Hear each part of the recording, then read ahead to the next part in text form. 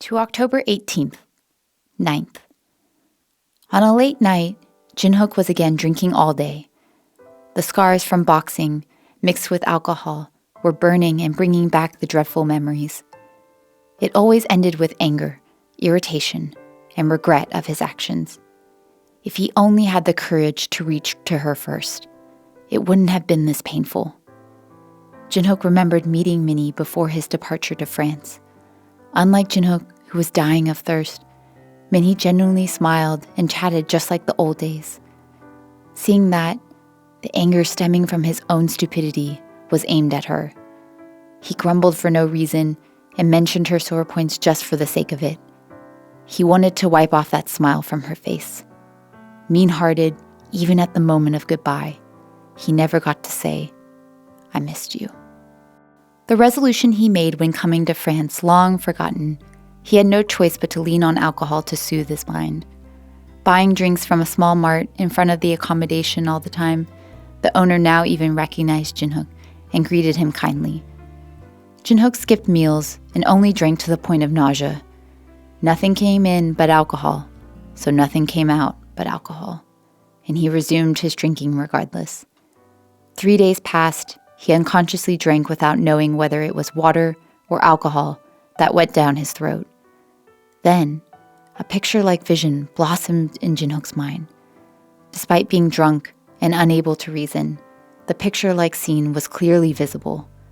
Jin-hook didn't know what this meant, but he drew the scenes with his own hands to record it, and he soon sunk into a deep sleep. Jin-hook woke up, unusually refreshed. Something happened yesterday, and he wondered what changed in him.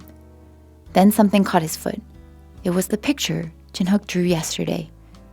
As soon as he saw the painting, the lumps piled up in the corner of Jin-hook's heart began to fade away. His feelings were contained within the drawings in those unconscious moments. As if struck by lightning, Jin-hook's entire body was filled with a thrill. His breathing was heavy, his mind was clear, and his hands, which used to shake due to alcohol, suddenly stopped.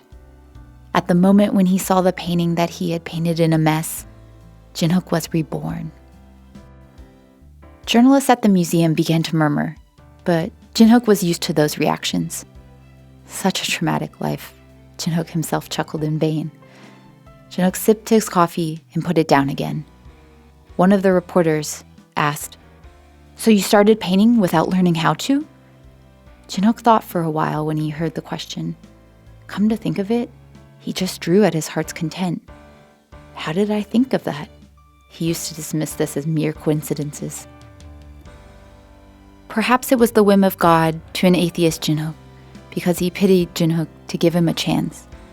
Perhaps his brain went crazy and fantasized because he drank so much at that time.